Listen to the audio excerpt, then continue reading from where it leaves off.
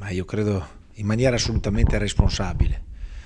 con un senso di dovere rivolto all'ente e all'istituzione Regione Veneto che rappresentiamo, abbiamo deciso di sospendere in attesa di ricevere ulteriori chiarimenti, chiedendo anche un eventuale incontro con il professor Adam Roberto, responsabile dell'ufficio infrazioni del governo, un incontro al fine di chiarire eventuali responsabilità che la Regione potrebbe incontrare a seguito dell'approvazione di una delibera di giunta ottenuta attraverso il parere consultivo favorevole della quarta commissione.